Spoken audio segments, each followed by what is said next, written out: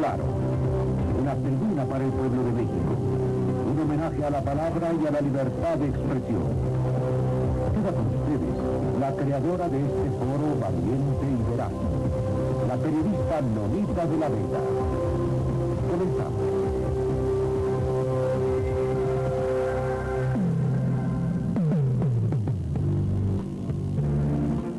¿Qué tal?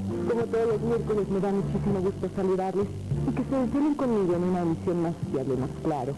Este programa ha sido diseñado para que todos y cada uno de ustedes participen con plena libertad a través de nuestras líneas telefónicas que desde este momento tenemos a su disposición. El cerro de Chiquihuite, que es precisamente donde se encuentra ubicada la torre de Canal 13, cayó un rayo y al hacerlo quemó todos los cables, provocando que la imagen y el sonido salieran fuera del aire. Algunas personas nos llamaron preguntándonos si no se trataba de algún boicot o si había mala fe por parte de alguien. No, de ninguna manera. Desafortunadamente esto sucedió y un gran número de televidentes se quedó con el deseo de ver la entrevista realizada al doctor Ernesto Zedillo, candidato a la presidencia de la República por el Partido Revolucionario Institucional. Inclusive, solo durante las 2 horas del programa recibimos un total de 1.985 llamadas telefónicas, un número que ningún otro invitado a este programa había provocado. Por ello, y como una respuesta a todos aquellos ciudadanos que por el accidente a nuestra torre no pudieron verla, el domingo pasado se repitió por la Red Nacional 13, correspondiendo así a su confianza y a sus peticiones. Esta noche tenemos como invitado especial al director general del Instituto Federal Electoral, el licenciado Arturo Núñez. Esta institución, como todos saben, tiene en sus manos la enorme responsabilidad de que en las próximas elecciones se dé la transparencia que todos los mexicanos exigimos. Asimismo, el IFE es quien nos da la credencial de elector y cuenta además con otro tipo de compromisos, de los cuales charlaremos en estas 2 próximas horas. Pero, ¿quién es este personaje de la vida nacional? ¿Por qué está al frente de este organismo? Veamos.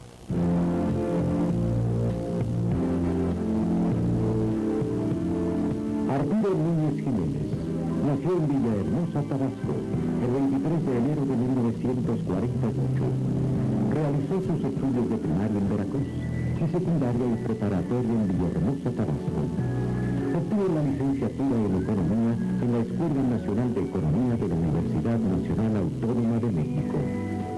Dentro de sus actividades laborales destacan las siguientes: economista de la Dirección de Estudios Económicos de la Secretaría de Industria y Comercio en la Ciudad de México, economista del Departamento de Estadística de la Gerencia de Personal de Petróleos Mexicanos, director técnico del presupuesto del Gobierno de Tabasco, coordinador general del Comité Promotor del Desarrollo Subeconómico del Estado de Tabasco, jefe de la Unidad de Control de Gestión de la Secretaría de Ingresos en la Secretaría de Hacienda y Crédito Público, director general de Desarrollo Político de la Secretaría de Gobernación, subsecretario de Gobernación y Desarrollo Político de la Secretaría de Gobernación y director general del Instituto Federal Electoral.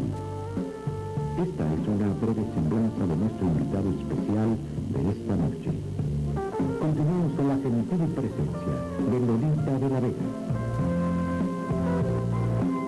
Muchísimas gracias, Gonzalo. Y bien, licenciado, hablemos claro. Hablemos claro, Lolita. Muchas gracias por la oportunidad de estar aquí esta noche en su programa para dialogar con usted y con el público sobre temas que a todos nos interesan, nos preocupan y que son fundamentales para la vida del país. Así es, señor. Y bien, en este próximo proceso electoral ha despertado un enorme interés en todos los ciudadanos, ya que de él dependerá el futuro de nuestro país. Escuchemos la primera pregunta que está en la voz de Dianey La Marea. Vamos con ella. Sí, yo quería preguntar qué tan bueno es el padrón electoral, porque, bueno, o sea, ya ve que muchos partidos lo cuestionan mucho. Cómo no, Diana, y con mucho gusto. El padrón electoral es una de las responsabilidades que tiene el Instituto Federal Electoral. El padrón es el registro puntual de todos los ciudadanos que están en edad de votar y que se inscriben en el mismo, reciben su credencial para votar con fotografía y pueden ejercer su derecho al voto el día de las elecciones, este año el 21 de agosto. Debo decir que México ha hecho en los últimos años un enorme esfuerzo para construir una nueva base ciudadana, un nuevo padrón con una gran fidedignidad. En 1991, y lo recordarán muchos de nuestros televidentes, se construyó un nuevo padrón a partir de cero. Había cuestionamientos sobre el padrón anterior y entonces las fuerzas políticas, los partidos se pusieron de acuerdo en la entonces existente Comisión Federal Electoral y decidieron construir un nuevo padrón precisamente sin tomar en cuenta ningún registro anterior, empezar otra vez. Para ello se hizo un procedimiento de visita domiciliaria, visita casa por casa a todos los domicilios registrados en el censo de población para primero precisamente inventariar cuántos de los habitantes tenían más de 18 años y estaban en la condición ciudadana prevista para poder registrarse en el padrón. Después para recabar precisamente una solicitud en la que deberían darnos sus datos, su domicilio, imprimir su huella digital y firmarla. Toda esta información se concentró en centros de cómputo, a partir de ella se produjeron las credenciales y de nueva cuenta se visitó a los ciudadanos en su domicilio para entregárselas. Si eventualmente no se encontraba un ciudadano o no se le visitaba, el ciudadano tenía la posibilidad de acudir al módulo para recabar su credencial.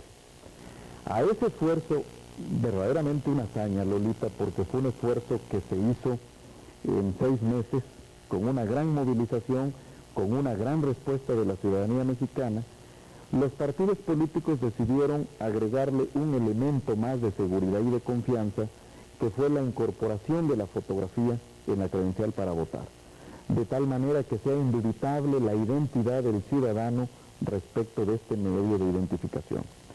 Para hacer atractiva esta credencial, se determinó que el Instituto Federal Electoral pudiese suscribir convenios con gobiernos de los estados, con ayuntamientos, con diversas instituciones públicas y privadas, para que esta credencial para votar no solo sirviera para ello, no solo para ejercer derechos políticos, sino también y sobre todo como medio de identificación en diversos trámites.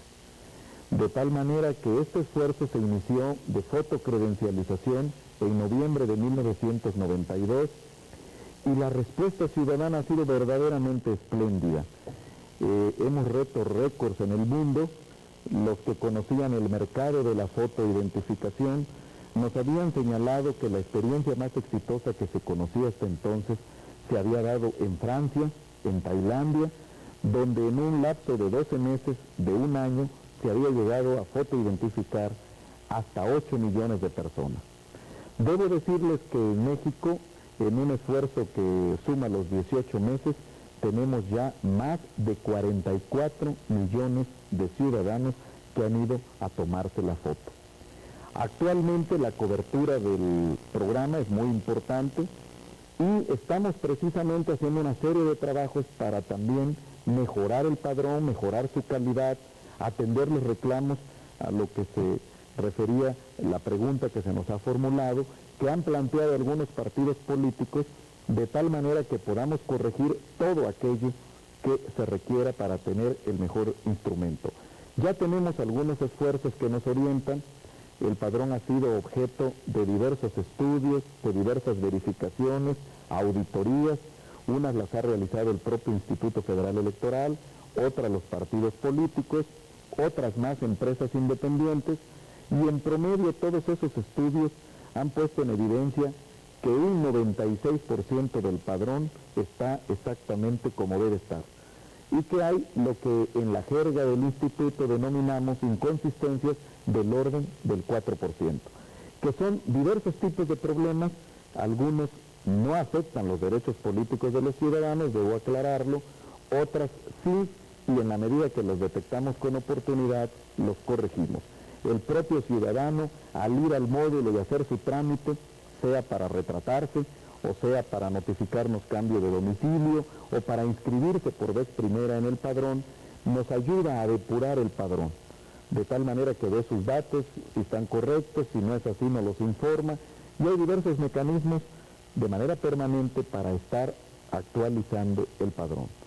De tal forma que precisamente en esta etapa que nos encontramos, ya muy cerca de la elección, hay varias acciones que el Consejo General de nuestro instituto, que es nuestra máxima autoridad, donde están presentes los 9 partidos políticos nacionales que están concurriendo a esta elección, han establecido varias medidas para garantizar la plena transparencia y confiabilidad del padrón. Está en curso lo que denominan los partidos políticos una verificación nacional del padrón. Está en curso una auditoría externa que están realizando 7 empresas independientes y también se ha constituido un consejo técnico del padrón formado por 11 distinguidos mexicanos, varios de ellos premios nacionales de ciencia, que son especialistas en las disciplinas que tienen que ver con el padrón: demografía, actuaría, matemáticas, estadística, y ellos están haciendo un enorme servicio al país, contribuyendo a revisar el padrón electoral. Creo que todo esto nos va a permitir tener el instrumento confiable que estos esfuerzos de estos años requieren y merecen los mexicanos. Señor Dulcinea Amaro tiene esta interesante vida. Corre video. Sí, si me podrá decir, por favor, quién maneja el IFE, si el gobierno o los partidos políticos. Sí, Dulcinea, cómo no. El Instituto Federal Electoral es la autoridad en materia electoral federal. El instituto tiene órganos de dirección, órganos ejecutivos y técnicos, órganos de vigilancia. En los órganos de dirección están representados el gobierno, los partidos políticos y la sociedad a través de la figura denominada de consejeros ciudadanos. Precisamente en este mes de mayo acaba de haber una reforma muy importante a la ley electoral, por la cual serán estos consejeros ciudadanos el factor clave en la toma de decisiones del Consejo General del Instituto Federal Electoral, que es nuestra máxima autoridad. Ahora, por esas reformas, el Consejo General tiene un total de 20 miembros, de los cuales 11 tienen voz y voto, y 9 nada más tienen voz, pero no tienen voto. Los 11 que tienen voto son 5 consejeros de los poderes públicos. El representante del Ejecutivo es el secretario de Gobernación, y hay 4 representantes del Poder Legislativo, 2 diputados y 2 senadores. En cada Cámara, a un legislador lo propone el grupo parlamentario de la mayoría y al otro lo propone el grupo parlamentario de la denominada primera minoría. De tal manera que hoy en día tenemos un diputado del PRI, un diputado del PAN, un senador del PRI, un senador del PRD. Entonces estos 4 legisladores más el secretario de Gobernación hacen los 5 votos del gobierno. Y hay 6 votos a cargo de consejeros ciudadanos que han sido propuestos por los partidos políticos a la Cámara de Diputados y electos con el voto de las 2/3 partes de los diputados. Debo destacarles entonces que esos 6 votos serán los decisivos, porque los otros 9 miembros, ya decía yo, nada más tienen voz, pero no voto. Es 1 por cada uno de los 9 partidos políticos. Entonces, hoy las decisiones fundamentales en el Instituto Federal Electoral, a cargo de su Consejo General, las tomarán estos 6 consejeros ciudadanos. Aunque hay una participación de gobierno, ahora los votos de los consejeros de gobierno, secretario de Gobernación, diputados y senadores, están en minoría respecto de los 6 consejeros ciudadanos. Señor, todas las elecciones, desde luego, siempre tienen diferentes características. Veamos.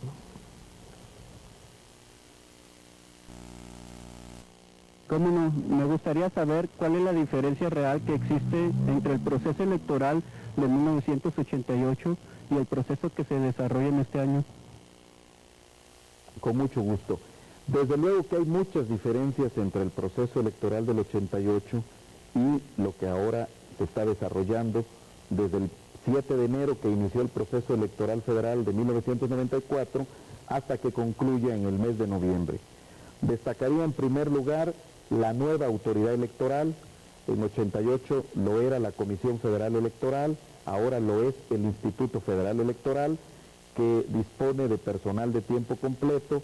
Se está haciendo un esfuerzo por su profesionalización.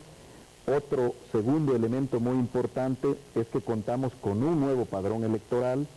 que por las características con que hemos dicho que se ha construido, por los elementos de seguridad que aporta la credencial para votar con fotografía, Lolita, es evidente entonces que tenemos un mucho mejor padrón electoral que con el que contábamos en 1988. También le diría otra diferencia: en 88 participaron 8 partidos políticos, ahora lo son 9.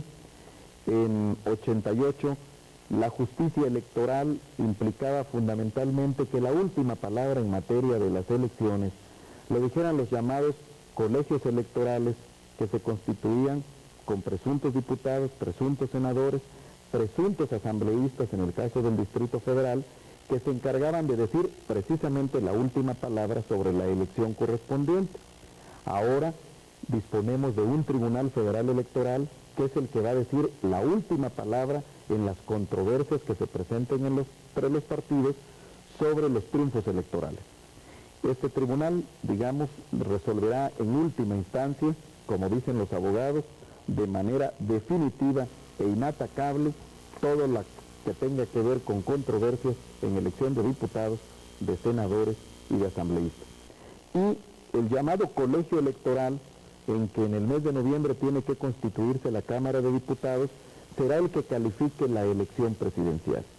Creo pues que en términos de las nuevas autoridades, Instituto Federal Electoral, Tribunal Federal Electoral, el nuevo padrón, una serie de condiciones nuevas en la competencia política que han exigido y han logrado construir los partidos políticos, que regulan el financiamiento, que establecen topes a los gastos de campaña, que permiten mejores condiciones de equidad para el acceso a los medios de comunicación social, que establecen mejor financiamiento público para que los partidos puedan desarrollar sus campañas y sus acciones. Son pues elementos que nos marcan notables diferencias entre la elección del 94 y la elección de 1988. Señor Miguel Durán, habla muy claro con usted. Veamos. ¿Cómo? ¿Quién nos va a asegurar que en esta ocasión no se va a caer el sistema? Eso es, esta pregunta se refiere a la experiencia de 1988 en relación con los llamados resultados preliminares. En esa ocasión, como todos recordamos, la información sobre los resultados empezó a fluir y en algún momento el sistema se cayó, según la expresión de un técnico, se cayó de callarse y se hizo la connotación de que se cayó de caerse. Debo decirle que a partir de 1991 se estableció el mandato en el Código Federal de Instituciones y Procedimientos Electorales, que es la ley en la materia electoral, para que la Dirección General del Instituto dé resultados electorales de manera inmediata al término de la jornada electoral. Así dice la ley. En 91 el Instituto ya tuvo una experiencia importante para presentar resultados electorales. Hizo un total de 7 entregas de resultados electorales entre la noche del domingo 18 de agosto, cuando se celebró la elección de 91, y las 8 de la mañana del miércoles 21 de agosto, cuando iniciaban los cómputos distritales. El último reporte de esos 7 era ya por más del 70% de los resultados de las casillas. El problema estuvo en que la primera entrega, que se esperaba antes de las 12 de la noche del domingo 18, se hizo a las 3 de la mañana del lunes 19 y fue por un número muy reducido de casillas. Esto obedeció a que el procedimiento de los resultados preliminares se montó, por decirlo así, sobre el procedimiento legal que tiene una serie de pasos que cumplir y que retrasó la fluidez en la remisión de la información para el centro de cómputo que teníamos en la Ciudad de México. Ahora, estos problemas los ha resuelto el legislador, nos ha facilitado el trabajo y ahora tenemos previsto que una vez que los resultados de las casillas, que son aproximadamente más de 94,000 las que vamos a tener en todo el territorio nacional este año, puedan llegar a los 300 distritos y de ahí se puedan transmitir por medio de procedimientos de una avanzada tecnología al centro de cómputo que tendremos en la Ciudad de México. Estamos previendo que en las diversas etapas de este programa se tengan plenas garantías para los partidos políticos de la transparencia con que se va a manejar este programa y estemos en condiciones de cumplir el mandato del código que ordena difundir resultados de manera inmediata. Debo decirle, Lolita, que aquí la autoridad confronta una situación.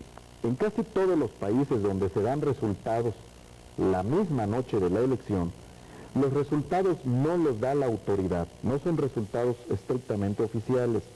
Generalmente le dan los medios de comunicación social que sí obtienen de la autoridad muchas facilidades para poder lograr dar las tendencias de la votación esa misma noche. Entre las técnicas que suelen emplear está la llamada encuesta fuera de casilla.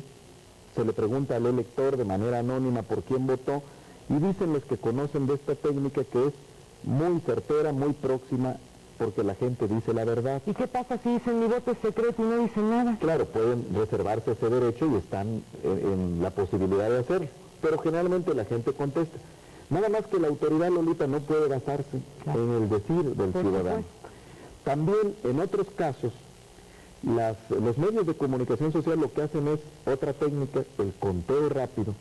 Se determina una muestra, imposible tener esa misma noche, eso nadie lo podrá tener, los resultados de más de 94,000 casillas. Entonces se hace una muestra representativa de todo el comportamiento electoral nacional y sobre esas casillas se da información. La autoridad electoral no puede basarse en el simple decir del ciudadano, no puede basarse en una simple muestra, sino tiene que recibir el flujo de la información. Claro, y el flujo, Lolita, está sujeto a diversos problemas. Déjeme decirle, primero llega lo urbano que lo rural, por razones evidentes.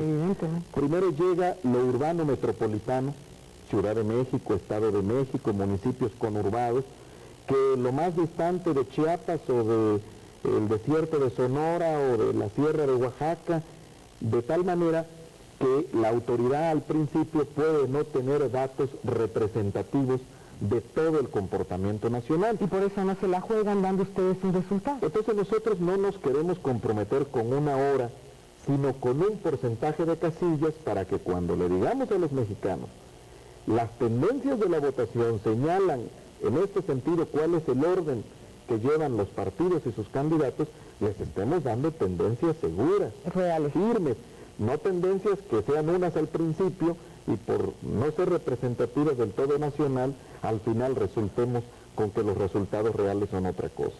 Entonces este es un gran reto técnico, político, estamos trabajando para cumplirlo y podemos afirmar que estamos tomando todas las providencias para que no se nos caiga el sistema. ¿Pero qué opinan algunos ciudadanos de nuestro padrón electoral? Vamos a unos testimonios.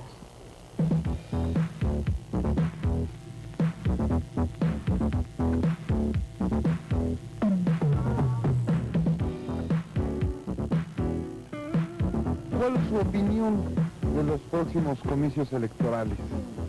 Bueno, pues yo creo que es una de las situaciones más importantes para la democracia en nuestro país.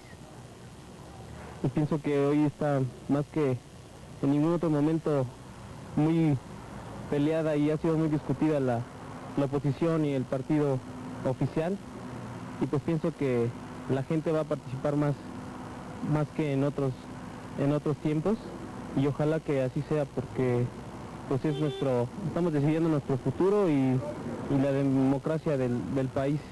Aparentemente este año parece ser que las elecciones van a ser más limpias y los comicios electorales no se van a repetir como los del 88, que no va a haber fraude, pero solo podemos ver hasta agosto si efectivamente esto se va a llevar a cabo o no. La gente, pienso que este año o de 3 años para acá la gente ya no está con esa misma manera de pensar y no creo que hubiera un nuevo fraude o pudiera la posibilidad de volverlo a hacer porque nadie estaría de acuerdo en ello.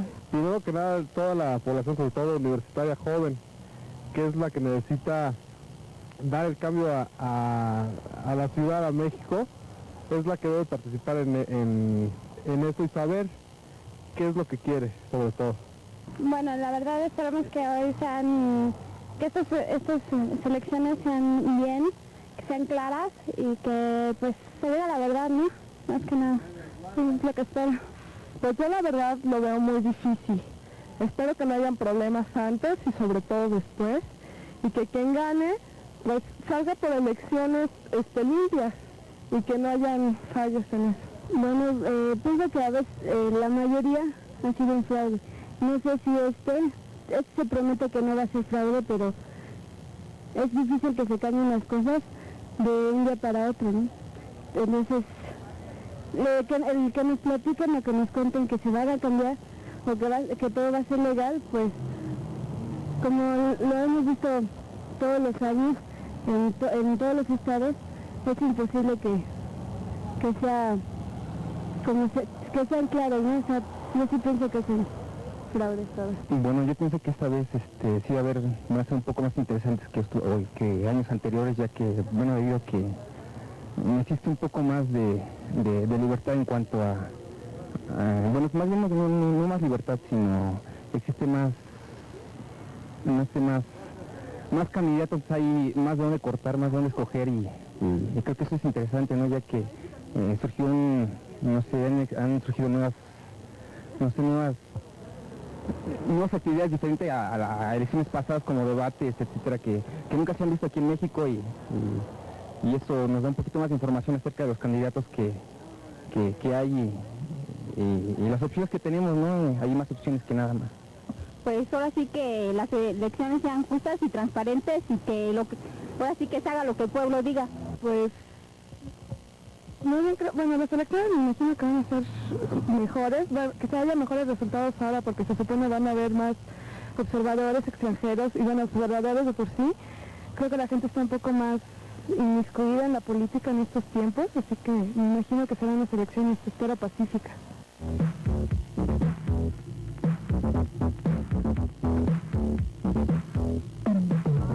En Hablemos Claro, el pueblo de México pregunta, cuestiona, sugiere, denuncia y demanda. Participe con nosotros llamando o escribiendo. En un momento continuamos con más de Hablemos Claro. Candidatos a la presidencia de la República, sus planteamientos, sus sugerencias o sus inquietudes, no se preocupe. Hablemos Claro lo hace por usted. Escríbanos a programa Hablemos Claro, apartado postal 41.700, Colonia Lomas de Chapultepec, código postal 11.000, código postal 11.000, de México, Distrito Federal.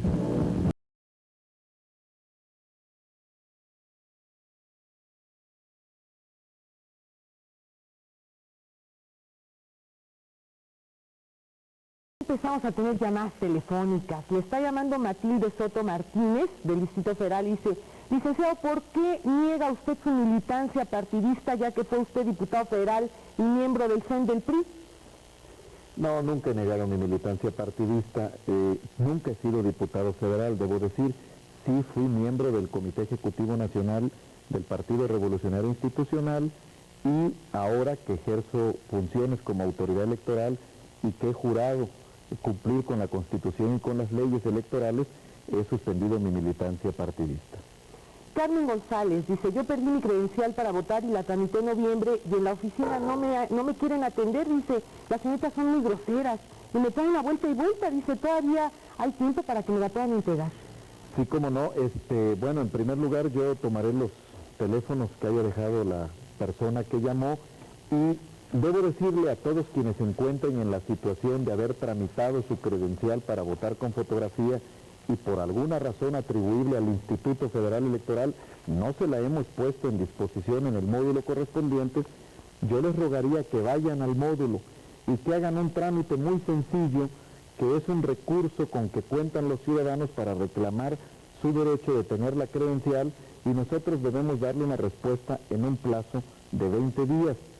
Si no fuera el caso, si no le respondemos satisfactoriamente, entonces la persona ahí mismo puede acudir al Tribunal Federal Electoral en el propio módulo y el tribunal de encontrar procedente el reclamo y que nosotros no hayamos cumplido, nos va a ordenar que produzcamos esa credencial de inmediato. De tal manera que este caso, como todos los demás, los podemos atender así. Pero si enfrenta algún problema en el trato al público por parte del personal que labora en el módulo, yo le rogaría que acuda directamente a nuestras oficinas centrales o entrar en contacto. Licenciado? Nosotros estamos en Viaducto Tlalpan, número 100, esquina con Periférico Sur, y con mucho gusto atenderemos de inmediato su promoción. Muy bien. Ángel Ocaya García también está llamando del Estado de México. Dice, ¿por qué si nuestra credencial para votar tiene fotografía, se nos unta el dedo con tinta como si fuéramos delincuentes? ¿Esto quiere decir que ustedes no están seguros de su sistema? Bueno, en general, en todos los sistemas electorales de los diversos países hay varias medidas para garantizar que el elector vote una sola vez el día de la elección. Por ejemplo, la identificación ahora es un elemento muy importante porque permite corroborar plenamente que quien se presente a votar, al compararlo con su fotografía en la credencial, sea la misma persona. La credencial de elector también se marca en un espacio que trae del año 94 para que esa credencial no se use dos veces. En la lista nominal donde aparece el ciudadano en la casilla se pone un sello que dice votó para impedir también el doble voto. Y es una práctica común en muchos países impregnar el pulgar derecho del ciudadano con un líquido indeleble que dura por lo menos el tiempo de la jornada electoral como una garantía de que no se va a votar dos veces. Esto puede ser molesto para los ciudadanos, creo que la persona que llamó tiene razón para expresarlo, pero la verdad es que nosotros como autoridad electoral estamos en la necesidad y en la conveniencia por el país de adoptar todas las medidas que le garanticen a plenitud a nuestros partidos políticos que se va a respetar plenamente el principio de que un hombre, un voto, que nadie vote dos veces. Claro que sí. Edward Quevedo del Distrito Federal dice, yo no entiendo por qué los partidos políticos son también autoridades electorales, pues siempre van a resolver de acuerdo a sus intereses. ¿Cómo se asegura la imparcialidad en esas condiciones? Mire, el señor Quevedo está tocando un tema que precisamente en las reformas electorales de este año, de este mes de mayo, se ha resuelto. Desde el año de 1946, en México se decidió que los partidos políticos participaran en el seno de la autoridad electoral con voz y voto. Si me permiten un símil, es como si para la impartición de justicia pusiéramos a votar al acusador y al acusado. Exacto. Nunca se van a poner de acuerdo. Así. En este caso, se pone a votar al que triunfa en una elección y al que pierden. Y esta es una de las muchas razones que han hecho muy controvertidas las elecciones mexicanas. Pero ahora los propios partidos políticos han dado el gran paso, Lolita, de que en el seno de la autoridad electoral, en este caso, en el seno del Consejo General del Instituto Federal Electoral, de los consejos locales que existen en cada estado de la República y en el Distrito Federal, y en los 300 distritos, los consejos distritales, los partidos políticos solamente tengan voz, pero no voto. Este es un cambio trascendente. Y que sean precisamente la figura de los consejeros ciudadanos a que me refería hace un momento, los que vayan a ser los factores claves en la toma de decisiones. Entonces creo que el señor Quevedo hace referencia a un tema fundamental, porque se ha dicho que la suma de parcialidades partidistas no necesariamente daba imparcialidad.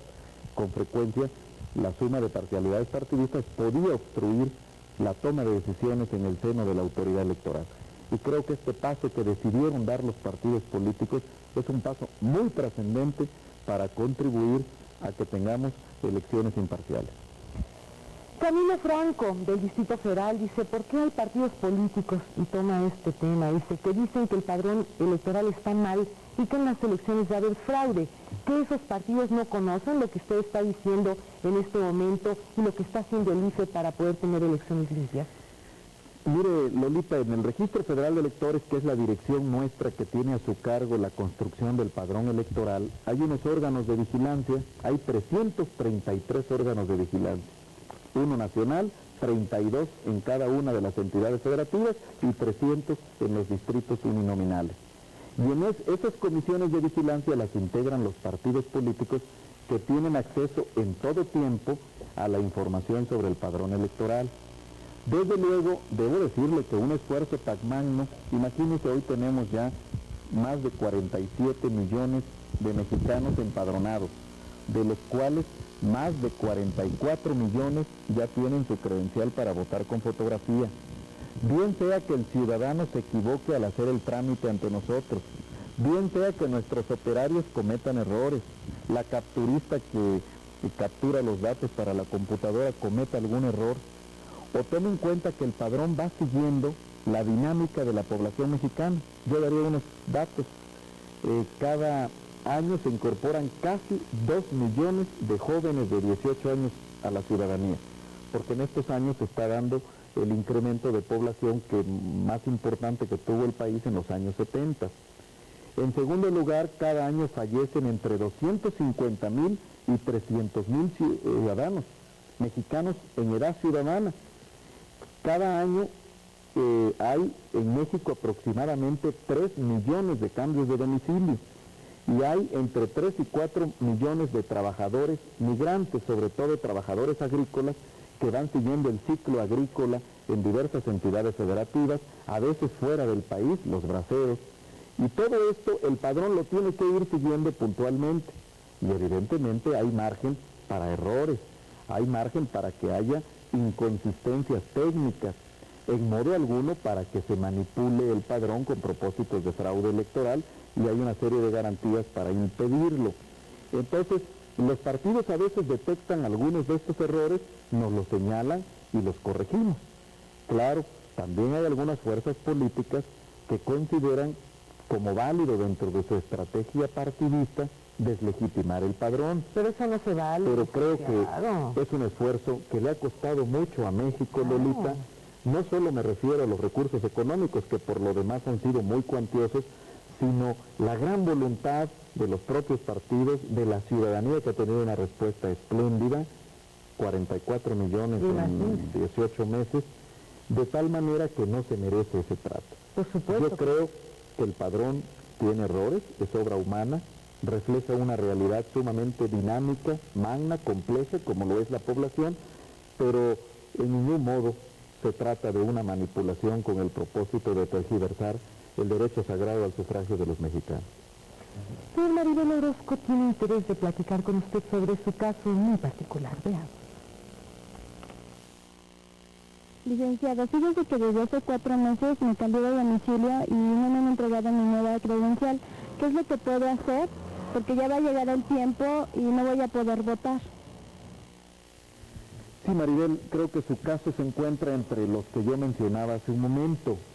Por alguna causa que puede ser atribuible a nosotros en el Instituto Federal Electoral, por algún error de trámite que no se le señaló a usted oportunamente, puede darse, como es su caso, el hecho de que no obstante que hizo su trámite hace ya mucho tiempo, no le hemos avisado que ya la está esperando su formato de credencial para irse a tomar la foto en el módulo.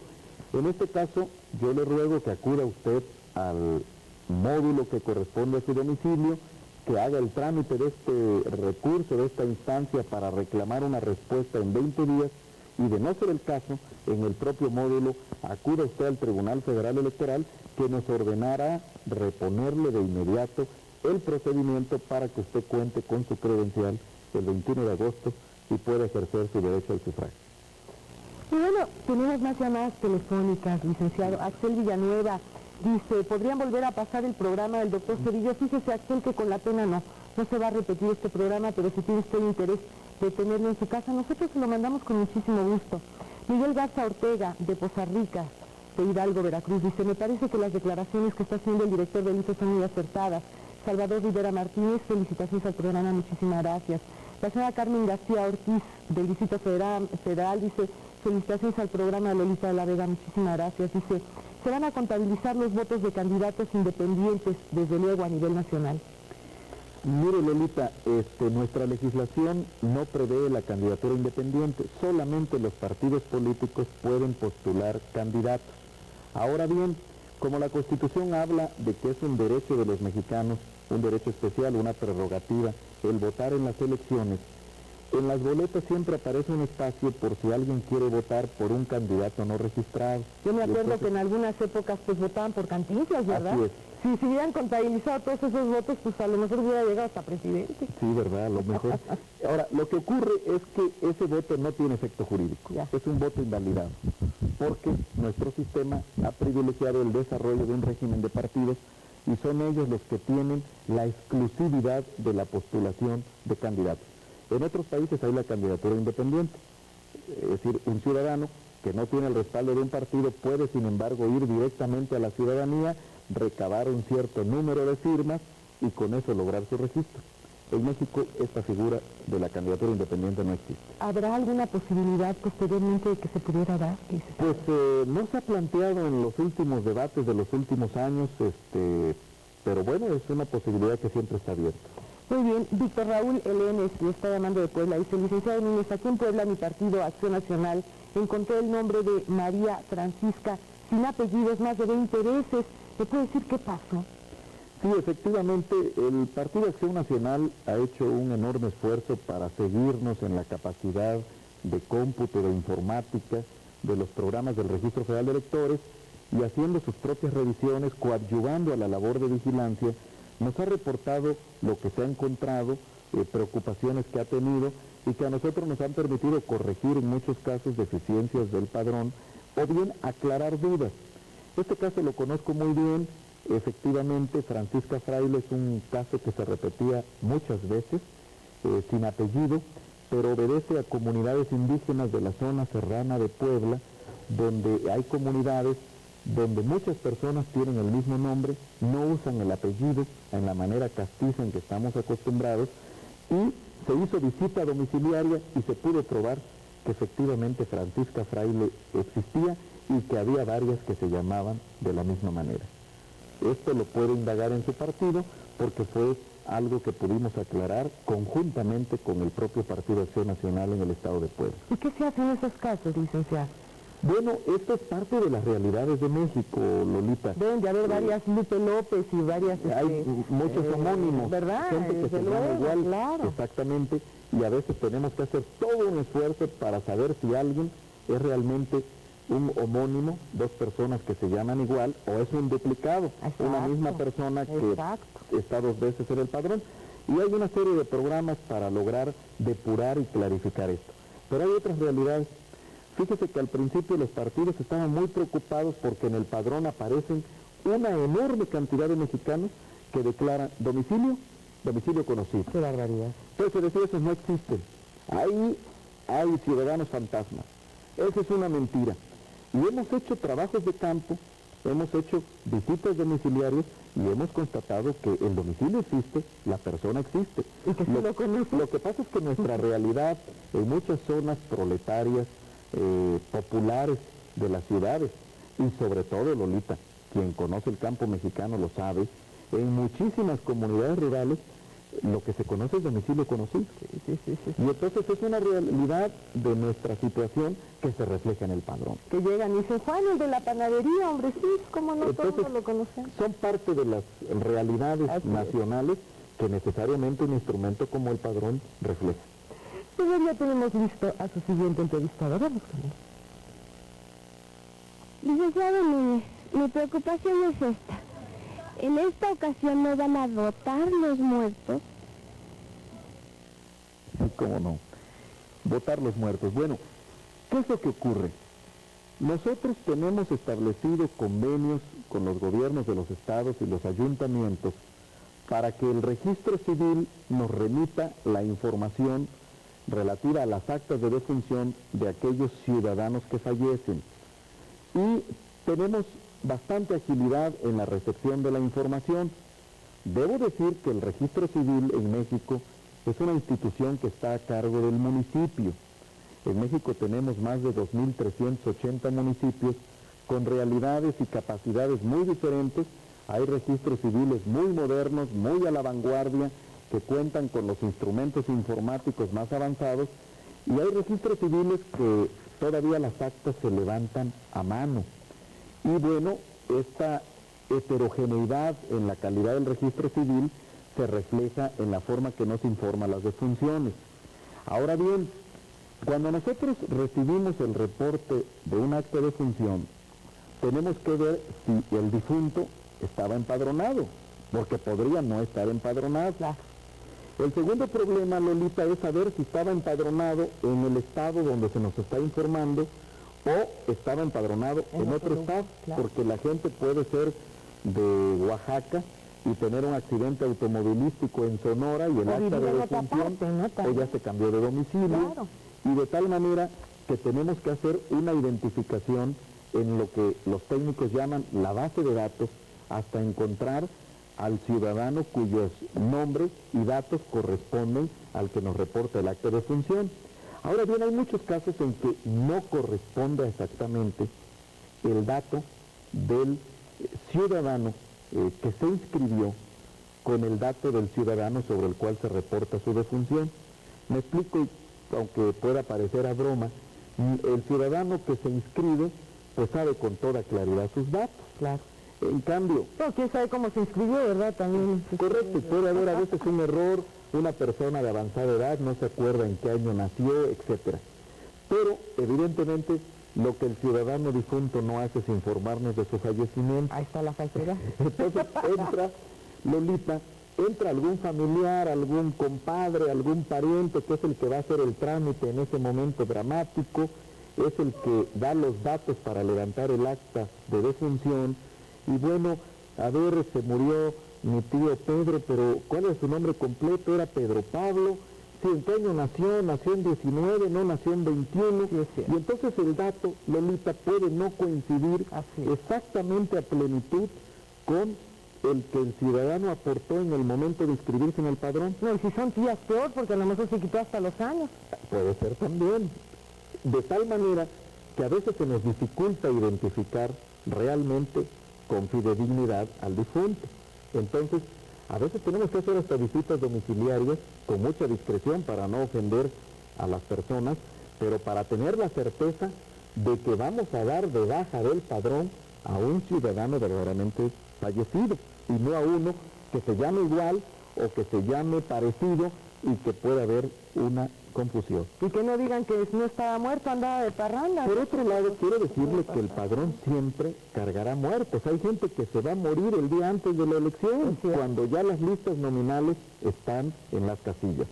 Sin embargo, hemos avanzado mucho. Creo que hemos establecido estos mecanismos de colaboración con el registro civil que nos permiten capturar cada vez más oportunamente, cada vez de mejor manera, la información sobre los ciudadanos que fallecen. Y hubo un procedimiento especial, Lolita. La ley estableció el año pasado, en unas reformas de septiembre de 93, que todos aquellos ciudadanos que se hubiesen inscrito en el padrón electoral en 1991 o 1992 y que al 30 de noviembre de 1993 no hubiesen ido a tomar la foto, se les cancelaría su registro.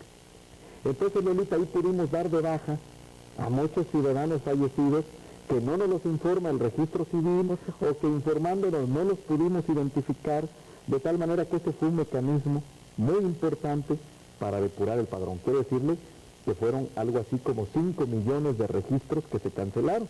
Mucha gente que cambió de domicilio, mucha gente que falleció y no teníamos su información, o mucha gente que simple y sencillamente es un poco morosa y no hizo su trámite para irse a tomar la fotografía. Pero creo que con el padrón que tenemos, con los instrumentos informáticos con que hemos avanzado, estamos logrando que cada vez el menor número de personas fallecidas aparezcan en el padrón. Y desde luego no podrán votar porque si alguien pretendiera usar la credencial para votar de una persona fallecida, pues el propio testimonio al comparar la fotografía con quien la lleve, la credencial, pues evidenciará que no se trata de la misma persona y no podrá hacerse un mal uso de esa credencial. Y la credencial, Lolita, tiene 9 medidas de seguridad. A ver, ¿cuáles son, oiga? Porque a mí sí me interesa saber. Para que no haya falsificación de credenciales. Bueno, primero debería decirle, las credenciales se manejan, se producen, Lolita, los formatos, antes de ponerle la foto. ¿No trae la suya por ahí de casualidad? Sí, cómo no. Las credenciales... Porque a mí no me han dado la mía todavía, tengo que hacer serios reclamos. Ya estamos en eso, Lolita. Las credenciales tienen muchas medidas de seguridad, Lolita, para garantizar que no sean falsificadas. Vamos a enseñar en esta cámara. La credencial, primero le decía yo, se produce centralizadamente. La empresa Polaroid, que fue la empresa que ganó el contrato relativo, nos puso una fábrica de credenciales en la ciudad de Querétaro, y las credenciales se manejan como si fueran billetes, bonos del tesoro, acciones de empresas, es Tarjetas decir, de crédito. como formas valoradas. Sí, claro. De tal manera que usted puede saber, por ciertas claves informáticas, una credencial, qué día, a qué horas, en qué máquina y qué operario la produjo, Hombre. para que no haya trafique de credencial. Después las credenciales se manejan siempre ante notarios públicos y se trasladan por sistemas de alta seguridad hasta llevarlas a los módulos. Ahora, la credencial en sí misma, le decía yo, tiene una serie de medidas de seguridad. Tiene la fotografía del ciudadano, Aquí está. tiene su firma, Aquí está. tiene La su huella digital, Aquí está la huella. tiene, Lolita, dos Se los voy a enseñar. Vamos por orden otra vez. Aquí está la fotografía. fotografías. Aquí está la firma. La firma, Aquí está la huella. la huella. Sí. Tiene además, Lolita, dos tramas invisibles, no se ven a simple vista, pero si se ponen lámparas de esas de luz negra, hay dos tramas invisibles en la parte delantera de la credencial, Sí, pues son tan invisibles que ni las veo. que no se ven, pero con luz especial se ven. Esto de aquí, dice usted de casualidad, esto que se ve como medio nacaradito. Ese es un sexto elemento, el llamado holograma. Ande usted. Y hay una serie de medidas de seguridad de carácter informático. Por Sí. ejemplo, está la clave del lector, Sí. que se compone Aquí con está. algunas letras del apellido y el nombre del ciudadano, su fecha de nacimiento, la entidad donde nació y algunas claves sobre sexo y homonimias para evitar que dos personas que se llamen igual, diferenciarlas. Sí. Tiene además, Lolita, también el número y año de la credencial, porque si una persona extravió su credencial Por acá. o se cambió de domicilio y obtiene una segunda credencial, la primera credencial queda invalidada. Ah, muy bien. Es como cuando alguien extravía su tarjeta de crédito, lo reporta al banco, el banco le repone su tarjeta de crédito nueva y la anterior la cancela. Así es. Si la persona vuelve a encontrar su tarjeta de crédito, Hay que igual, volver a avisar. sí, pero ya no la puede usar, Ah, muy ya bien. está cancelada. Igual, si la persona que nos reportó que extravió su credencial, después la encuentra, esa credencial conforme a ese número Ya no establecido ya no se puede usar. Luego tenemos un código de barras cubierto por la cinta magnética en la Exacto, parte exacto. posterior. Y luego, por último, hay lo que le llaman este número, Este número. que le llaman lector óptico de caracteres, que nos Sí. permite también Este que está por ahí. establecer un control. Es decir, fíjese, la credencial tiene tres claves informáticas. Tiene código de barras, tiene la clave del elector y tiene este elemento de los caracteres ópticos que permiten que una credencial no sea falsificada. Y por último le diré, la credencial, Lolita, se integra con una técnica que le llaman de fusión molecular. Quien haya ido al módulo habrá visto que se toma la foto, se recorta, se pega y después en una especie de laminadora, Sí. en una maquinita de avanzada tecnología, digamos, se indica la credencial, Exacto. igual que el recibo. Bueno, esa técnica implica que si alguien pretendiera levantar la mica para cambiar de foto y falsificar la credencial se destruye. El oxígeno es el peor enemigo de este material. Usted recordará qué le ocurre a una tarjeta de crédito cuando se dobla o se destruye, que se pone blancuzca, se deteriora. Eso le pasa a la credencial. Entonces, todas estas medidas de seguridad tienen el propósito de garantizar que no se haga mal uso de la credencial para votar. Muy bien. Eduardo Zúñiga Ramírez dice, ¿por qué los programas de Lolita se ven un fantasma? Es un programa en vivo. Ay, no me diga eso porque a mí sí los fantasmas me dan mucho mella, francamente. Debo decirle que sí es en vivo y para que vea que es en vivo, le voy a decir qué horas son en este momento. Tengo las 12:22 minutos con 30 segundos. Espero estar bien, ¿eh? Aquí está, mire, puedo enseñar. Las 12:21 minutos y... no, 22 minutos y 40 segundos. Claro que estamos en vivo, todos nuestros programas son en vivo, porque realmente es la gran posibilidad de poder intercambiar las ideas con todos nuestros invitados que están aquí en Hablemos Claro.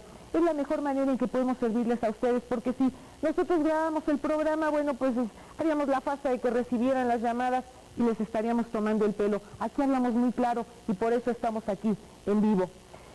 La participación de algunos observadores durante las elecciones parece ser que no a todos les gusta. Corre video. Bueno, yo le quería preguntar a usted, señor, que nos explique, por favor, cómo es posible que van a venir representantes de la ONU a calificar nuestras elecciones, si pienso yo que nosotros los mexicanos somos capaces de eso.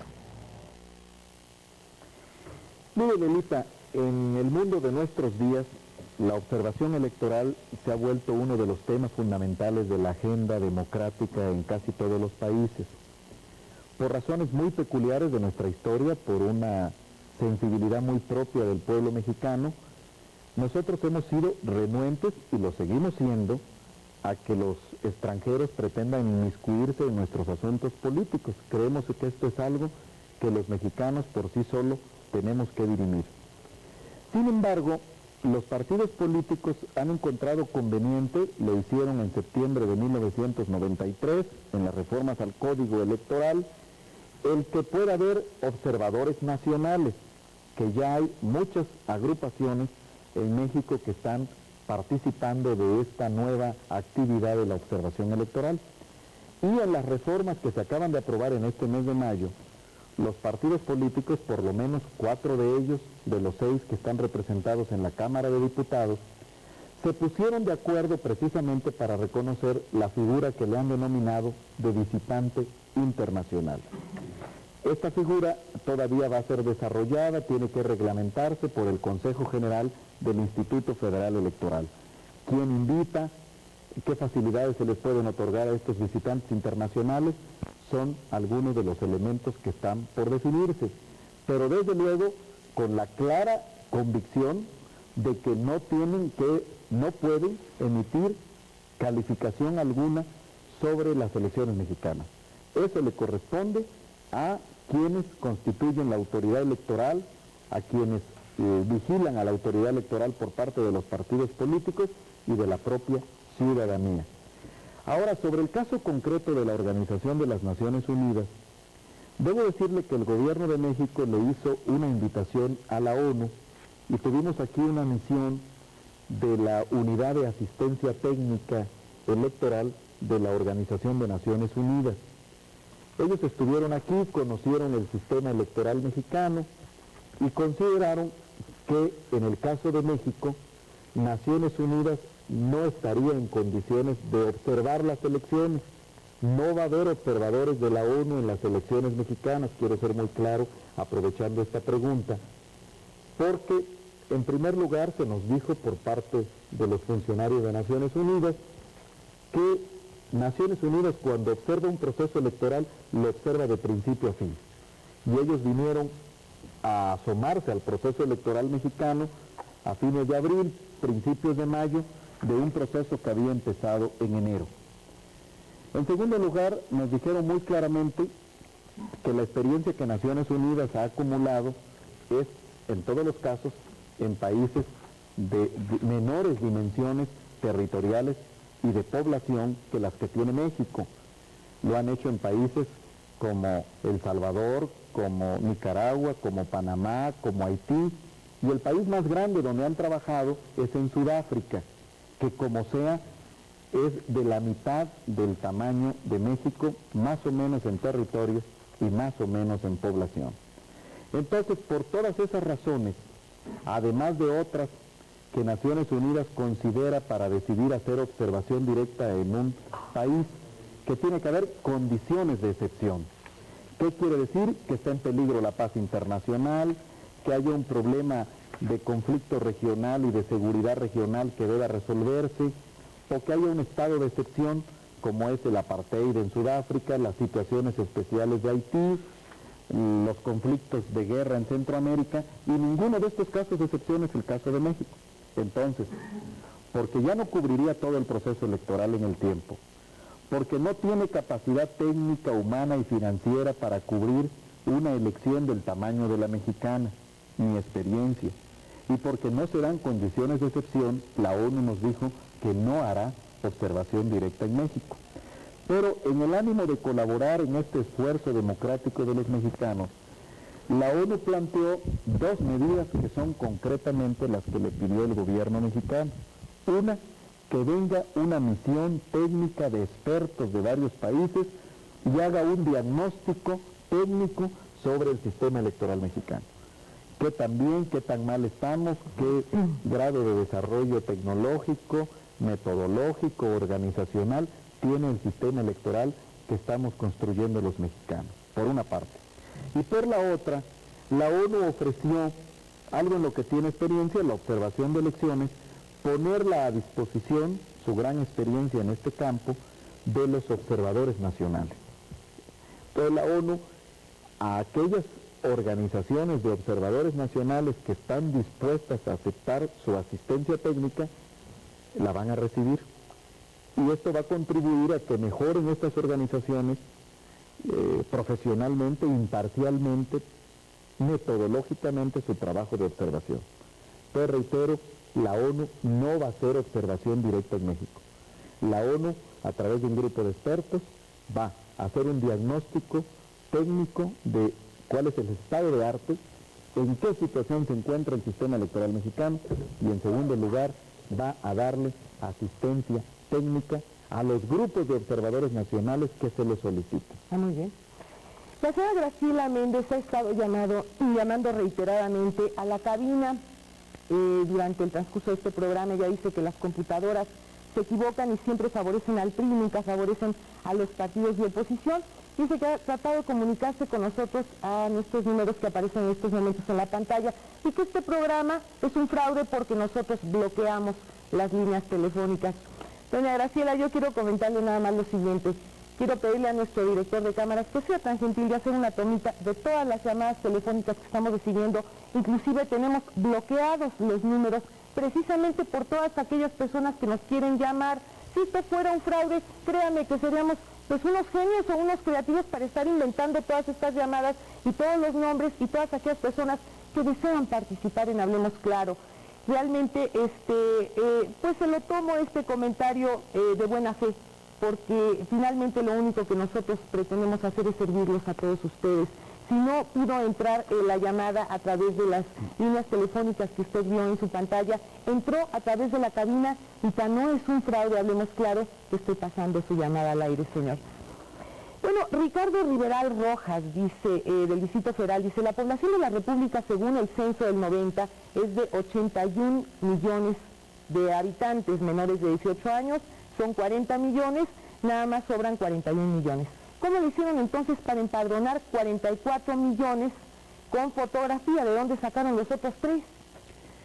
Bueno, en primer lugar se está refiriendo a datos de 1990 y evidentemente estamos en 1994 y la población sigue creciendo.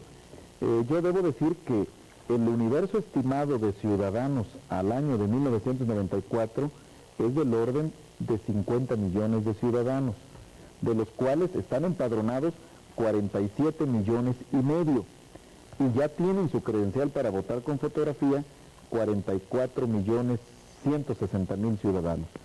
Entonces, las cifras son congruentes. Ahora, debo decir que tenemos una de las coberturas más altas de países en el mundo, incluso de aquellos que tienen registros de población obligatorio, donde hay carnet de identidad y se sanciona a quien no se registra.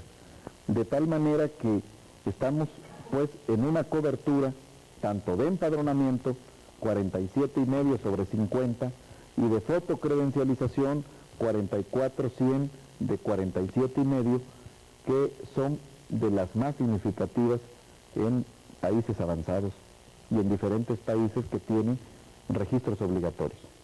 Estamos en vivo desde el estudio 1 de Canal 13. Vamos a unos testimonios y después a unos brevísimos mensajes comerciales. Ya regresamos.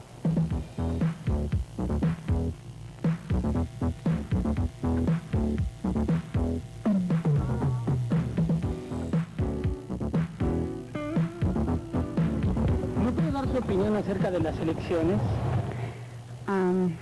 Las elecciones, bueno, Siento que el PRI está perdiendo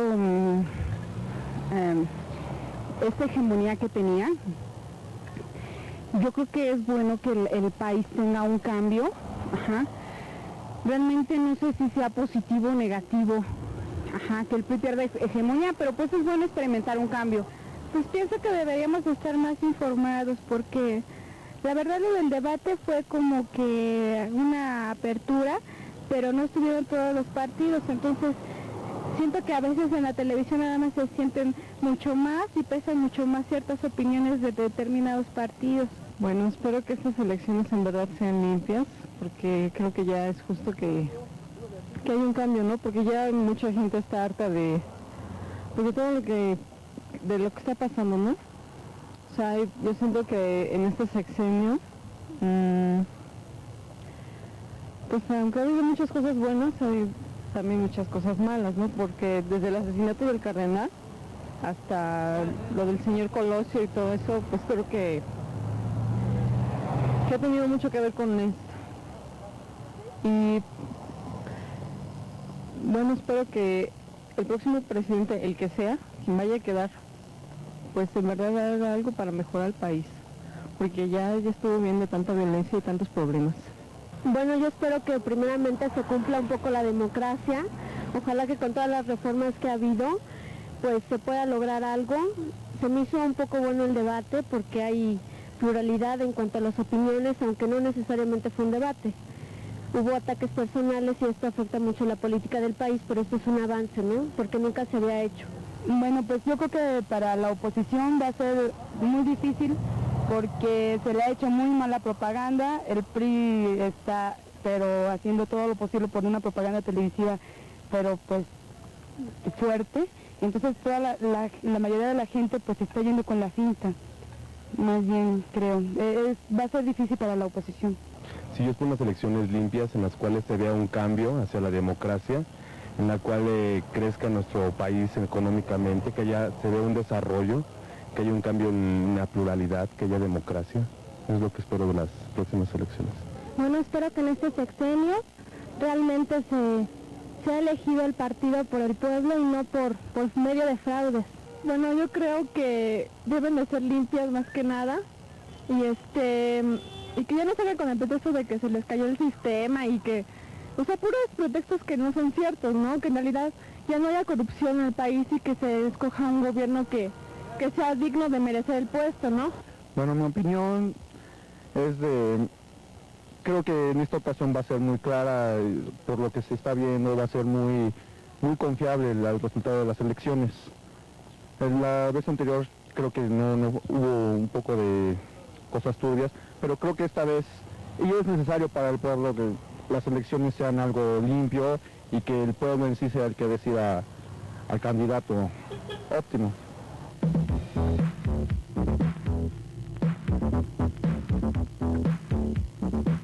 En Habemos Claro, el pueblo de México pregunta, cuestiona, sugiere, denuncia y demanda.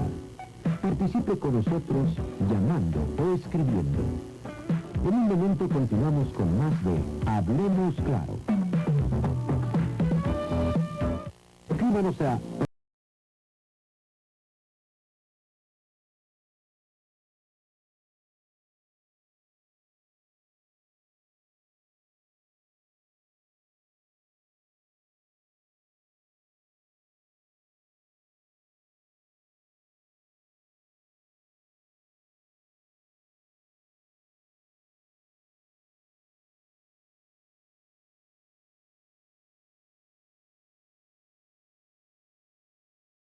Federal dice, ¿qué hace el IFE para que todos los candidatos tengan la misma oportunidad de utilizar los medios de comunicación para presentar sus planes de gobierno?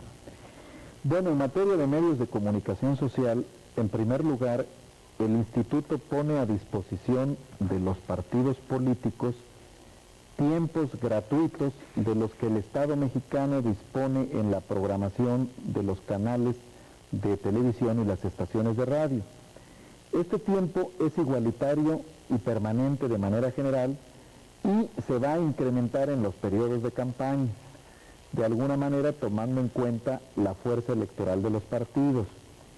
Adicionalmente a esta acción que permite que los partidos tengan acceso a estos medios, los propios partidos se pusieron de acuerdo en las reformas de 93 y establecieron varias modalidades para lograr equidad en el caso del acceso a los medios de comunicación social en los tiempos comerciales, Lolita, en lo que se contrata libremente. Sí.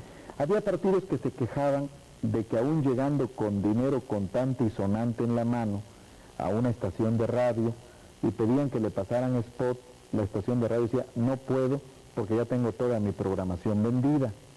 O alguna vez alguno más cínico le decía, no, porque no eres del partido en el que yo milito. Entonces, para corregir esto, la ley estableció una modalidad por la cual los concesionarios de radio y televisión han presentado anticipadamente una oferta exclusiva, digámoslo así, para los partidos políticos, de tal manera que con mucho tiempo pudieran reservar los tiempos que estaban dispuestos a contratar y no haya el argumento de que la programación lo impide.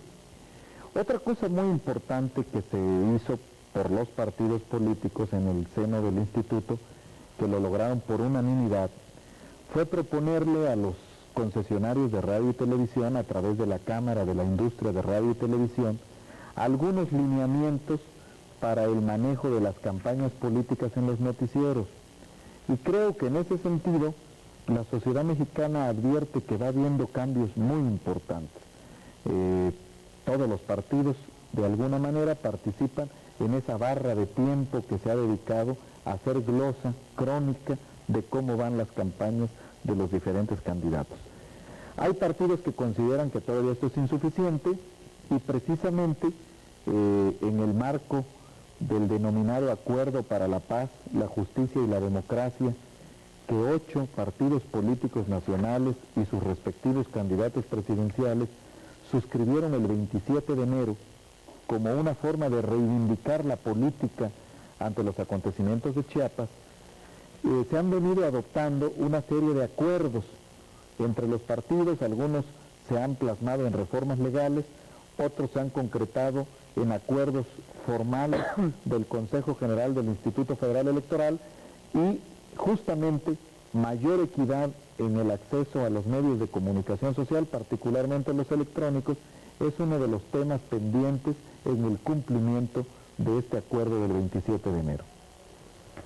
José Maya Arellano, del Distrito Federal, dice, ya fueron nombrados los representantes de los partidos para las 94,000 módulos o casillas o las 846,000 representantes. Es un problema fundamental. Todavía no, Lolita. Ahí la ley establece un plazo muy claro para que los partidos registren ante el instituto a quienes van a ser sus representantes en las casillas, y también una figura que se llama de representantes generales, es decir, de representantes que pueden estarse desplazando a distintas casillas en un mismo distrito. Cada partido político tiene el derecho de registrar hasta 2 representantes propietarios y un suplente. Entonces, si en una casilla todos los partidos pudieran designar a sus 2 representantes, tenemos 9 partidos, habría 18 representantes partidistas vigilando cada casilla.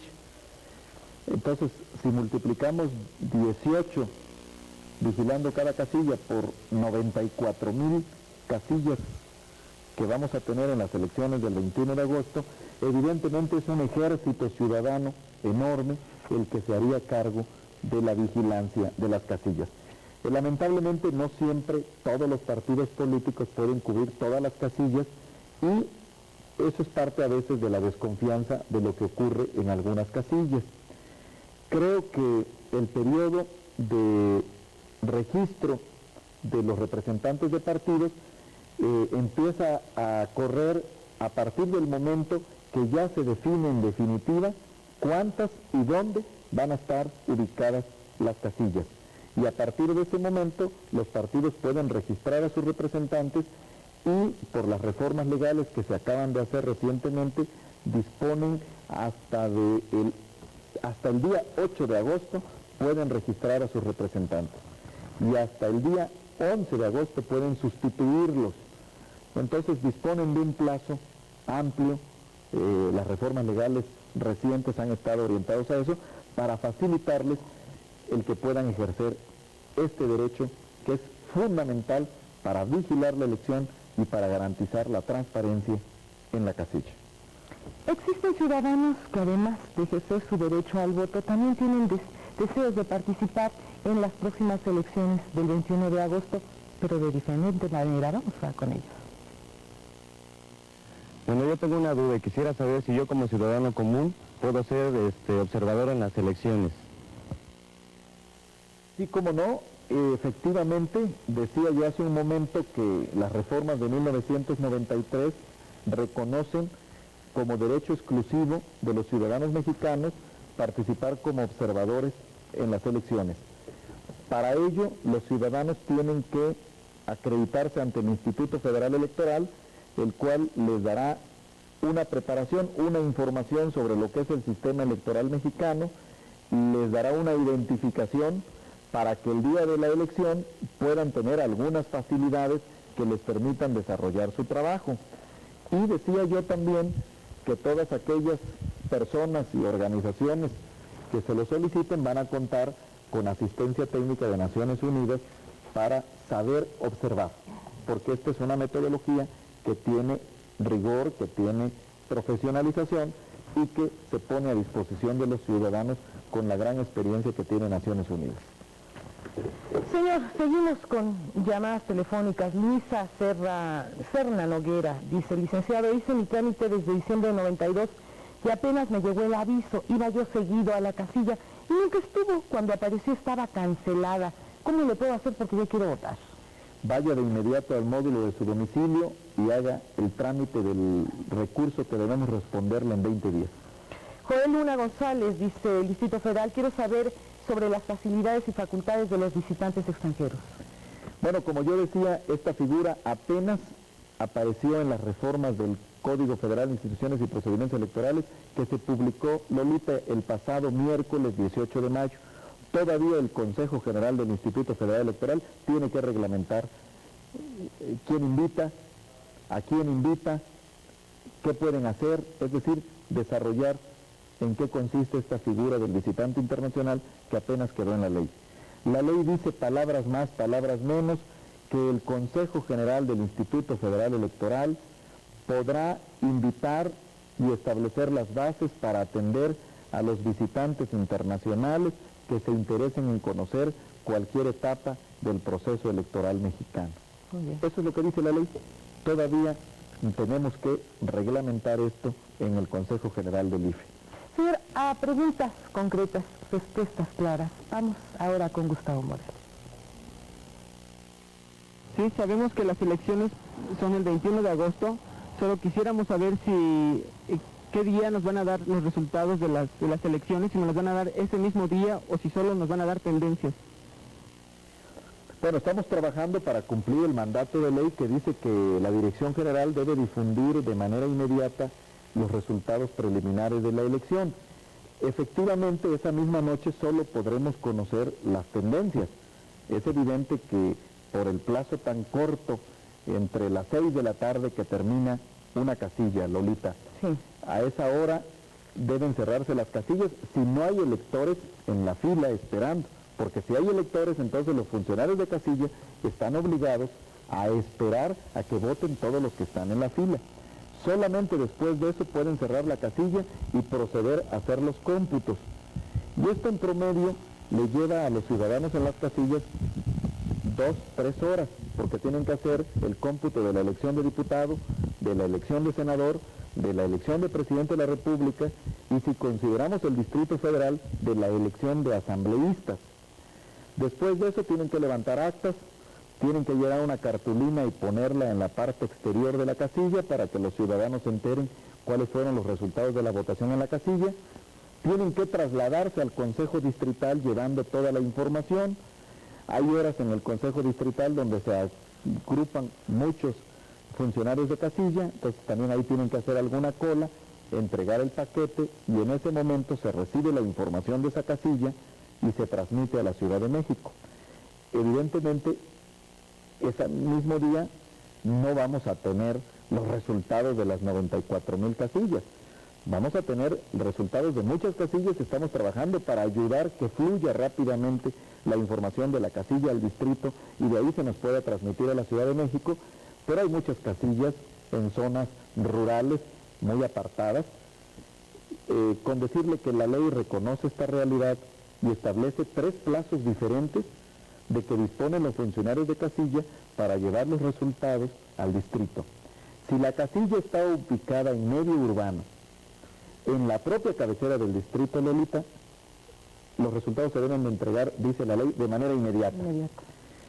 Si la casilla está ubicada en medio urbano, pero en un centro de población distinto a la cabecera del distrito, vamos a suponer está en Córdoba el distrito, pero la casilla está en Coatepec, bueno, entonces tiene hasta 12 horas para los funcionarios llevar los resultados al distrito.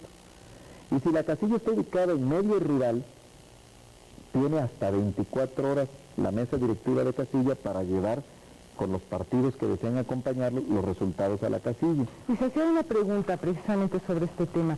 Muchas veces hay algunas llamadas por parte de los ciudadanos donde nos dicen que en el transcurso en que se llevan las urnas de un lado a otro hasta donde se van a computarizar, hay el riesgo de que se puedan rellenar las urnas. En el momento en que se trasladan los votos, no es obligatorio de todos los representantes de partidos de acompañar a esa persona para garantizar que no va a haber este tipo de situaciones.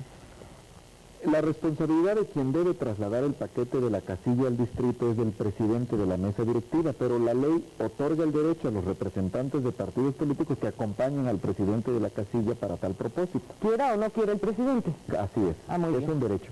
Y debo decirle otra cosa, Lolita, cuando llega la casilla al distrito, el presidente del Consejo Distrital, al recibir la casilla, le da lectura en voz alta a los resultados. Llegó la casilla 34, resultado de la elección de diputados, y lee en el orden en que aparece en el registro de los partidos, PAN, PRI, PPS, PRD, Frente Cardenista, PAR, etc. Y los representantes de partido toman nota. Si ellos tuvieron representante en la casilla, cotejan, Claro. A ver cómo salió la casilla del lugar donde se ubicó y cómo llegó al distrito. De tal manera que hay la forma de constatar que en el trayecto no haya Nadie habido metió mano mano, negra. haya habido mano negra, Claro, exactamente. claro. Así que estos distintos plazos de que cuenta la casilla influyen en la oportunidad que podamos dar resultados preliminares esa misma noche. Entonces no será de todas las casillas, pero sí estamos haciendo un esfuerzo para que esa noche se conozca la tendencia de un número muy representativo del total de las casillas. Jaime López le hace una interesante sugerencia, dice, ¿por qué no es televisado el conteo general de las votaciones? Dice, yo me di cuenta que hay una persona en las listas cuando esta persona murió hace 5 años. ¿Qué pasa? Esta es una interesante sugerencia, licenciado. Bueno, el trabajo de escrutinio y cómputo, como le llama la ley, al trabajo del conteo de los votos en las casillas, generalmente se hace efectivamente a puerta cerrada y solamente tienen acceso los ciudadanos que integran la mesa directiva de casilla y los representantes de los partidos políticos. Ahora, por mandato de la ley, van a tener acceso los observadores nacionales. Ellos tendrán derecho, en el distrito en que se muevan, a tener acceso al momento en que en la casilla se hace el escrutinio y cómputo. Ahora, dentro de estos observadores nacionales, ¿están contemplados los medios de comunicación? Bueno, la figura implica algunos requisitos muy especiales. ¿Cómo cuáles? Bueno, tienen que acreditarse ante el instituto, tienen que obtener una identificación por parte del instituto, no deben tener una militancia partidista destacada que impida su imparcialidad, entre otros requisitos. Si un comunicador social se registra como observador nacional, tendrá esta oportunidad. ¿Se puede hacer libremente? ¿Yo puedo llegar y decir yo quiero registrarme como observadora? Así es. Muy bien. Así es, en nuestras oficinas distritales se puede hacer este trámite. Pues por allá los voy a ir a visitar, fíjese, porque a mí sí me interesaría muchísimo. Pero además, Lolita, después de que se hace el cómputo de casilla, se hace el cómputo de distrito para ver quién ganó en el distrito la elección de diputados. Luego se hace el cómputo de entidad federativa en la capital de cada estado y en el distrito federal para ver quién ganó la elección de senador. Luego se hace el cómputo de circunscripción, que es para ver quiénes son los diputados de representación proporcional. Y estos cómputos son sesiones públicas. Ahí están presentes los representantes de los medios de comunicación. Las sesiones del Consejo General del IFE son públicas siempre, lo ordena la Constitución, de tal manera que sí hay acceso a el cómputo en los diversos momentos del proceso electoral. Muy bien, señor, el planteamiento que escucharemos a continuación es representativo de una cifra muy importante de mexicanos. Escuchemos a Leobardo Velázquez. Sí, se me ocurre pensar que los mexicanos que radican en el extranjero se quedan sin votar o piensan implementar casillas en el extranjero para que ejerzan su derecho. Sí, Leobardo, esta es una pregunta muy importante. En México, nuestra Constitución establece actualmente que es una prerrogativa, un derecho especial del ciudadano mexicano votar en las elecciones federales, dice la Constitución, en el distrito que corresponda a su domicilio. Es decir, hoy en día está contemplado solamente el voto en el territorio nacional. No está previsto el voto de los mexicanos en el extranjero. Hay algunos partidos políticos que han venido proponiendo que esto se haga. Sería buenísimo. Yo creo, Lolita, que estamos resolviendo algunos problemas fundamentales al haber construido un nuevo padrón, al haber identificado a los ciudadanos mexicanos con la credencial para votar con fotografía, y está previsto un paso adicional. Toda la información que tiene el Instituto Federal Electoral de los registros de los ciudadanos y de sus fotografías, que la estamos digitalizando en una base de imágenes con tecnología muy moderna, tenemos la obligación posteriormente de ponerla a disposición del Registro Nacional de Población para que en su oportunidad se expida a los ciudadanos mexicanos su carnet de identidad, su cédula única. Y entonces el mexicano, esté en territorio nacional o esté fuera, va a tener mejores condiciones para poder, en ese caso, si las fuerzas políticas así lo deciden, reformar la Constitución y permitir el voto de los mexicanos en el extranjero. En día de mientras no. Ahorita no se puede.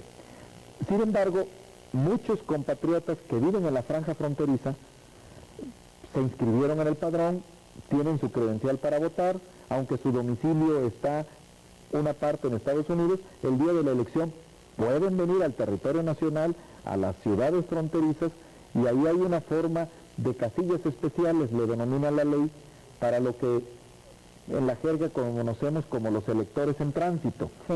Es decir, todo aquel que el día de la elección no está en su domicilio y quiere ir a votar, puede votar, por ejemplo, para presidente de la República. Sí. Me explico. Si usted vive en Coyoacán, en el Distrito Federal, pero el día de la elección anda en Azcapotzalco y quiere ir a votar, puede votar por diputado de representación proporcional, por senador del Distrito Federal y por presidente.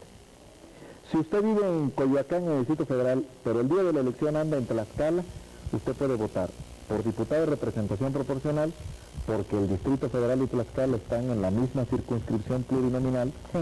puede votar por presidente. Ya no puede votar por senador porque ya no está en la misma entidad federativa. Así es. Y si usted vive en el Distrito Federal y ese día está en Tijuana, está en Mexicali, está en Ciudad Juárez, usted puede votar por Mi presidente. tierra preciosa, Ciudad Juárez. Eso. Y debo decirle, también, si un ciudadano mexicano vive en San Diego, vive en McAllen, vive en Bronzeville, y quiere venir a votar el día de la elección, en esas casillas especiales puede votar. Muy bien. Existen impedimentos que por desgracia no permiten a algunos ciudadanos cumplir adecuadamente con sus responsabilidades. Caso concreto, Adriana Muñoz. Señor licenciado, fíjese que me llegó una carta donde me dicen que tengo que ser funcionario de casilla, pero por motivos de trabajo no voy a poder estar en México. ¿Hay algún castigo por no acudir? Bueno, Adriana, la obligación que tienen los ciudadanos mexicanos de prestar el servicio electoral gratuito el día de la jornada electoral es una obligación que en términos de los abogados se establece en una norma que es imperfecta, dicen, porque no tiene una sanción correlativa. Es una obligación que si no se cumple no tiene en sentido estricto una sanción. Sin embargo, aquí nosotros apelamos al sentido de la educación cívica, de la conciencia política de los mexicanos, para cumplir esta obligación y dar su aporte a la construcción democrática de los mexicanos. Desde luego, Si usted tiene un impedimento que objetivamente haga que no pueda estar el día de la elección, pues notifíquenoslo para que sepamos qué es lo que pasa. Pero aquí creemos que los ciudadanos deben hacer su parte en la elección del 21 de agosto. Alejandro Ochoa Mares, de Morelia, Michoacán, dice, ¿existe algún mecanismo en las casillas electorales para poder comprobar si las credenciales de elector son falsas o verdaderas al momento de la votación, licenciado? Reitero, las credenciales son infalsificables por las medidas de seguridad que hemos mencionado, y en todo caso tiene que haber una correspondencia plena entre los datos que dice la credencial de elector y lo que dice la lista nominal que los funcionarios de casilla tienen. Muy bien. Si se presenta alguna irregularidad, pueden ellos tomar providencias para denunciar que se está utilizando un instrumento indebido para pretender votar. Fernando Ballesteros, del Distrito Federal, dice, se hace mucho escándalo de que vayan a haber observadores cuando tenemos en México un cuerpo diplomático acreditado. Correcto, los embajadores de otros países acreditados en México de alguna manera son una forma de observadores calificados, representantes de sus países que en ejercicio de las garantías individuales, de las libertades que nuestra Constitución otorga a todos los mexicanos y a los extranjeros que se encuentren en territorio nacional, pueden asomarse a ver cómo transcurren las elecciones. Lo que no pueden hacer es emitir juicios de valor o calificar lo que le corresponde solo al pueblo mexicano. Por supuesto que sí, señor. Y bueno, debo decirle una cosa, para cumplir adecuadamente es indispensable prepararse muy bien. Es el turno de Salvador Guzmán. ¿De qué se trata el curso de los seleccionados para las votaciones? ¿De qué el contenido, cuál va a ser las actividades? No tengo muy claro eso. Además, pues no me dan las facilidades en el trabajo, en la empresa, pues para poder asistir a ellos. Bueno, empezaría por lo último que acaba de decir Salvador. Yo creo que todo mundo debe colaborar para que la elección transcurra y se realice de la mejor manera. Entonces, los patrones deben darle facilidades a sus empleados para que asistan al curso de capacitación que precisamente en este mes de mayo se está desarrollando en más de 16,000 centros de capacitación que tenemos en todo el país. A cada ciudadano que salió sorteado porque haya nacido en los meses de noviembre o diciembre, se le mandó una notificación personal a su domicilio invitándolo a que escogiera a qué centro de capacitación que le quedara más cerca y en qué horario que le quede más conveniente, asista por una única vez durante 2 horas. De tal manera que es un trámite rápido.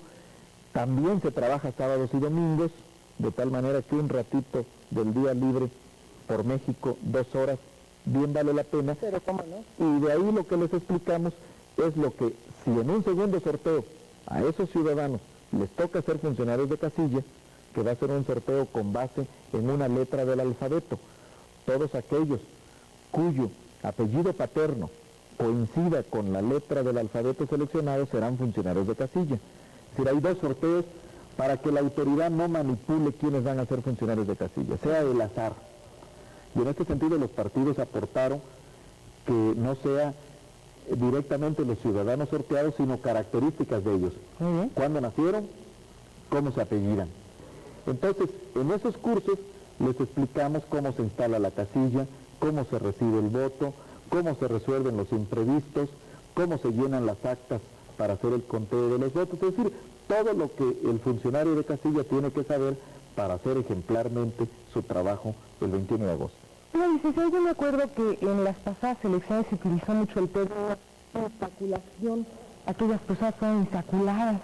¿Por qué ya no se utiliza actualmente y se dice más bien escogidas? Bueno, la ley sigue hablando de que los funcionarios de casilla van a salir de 2 insaculaciones, pero es una palabreja luego difícil de entender.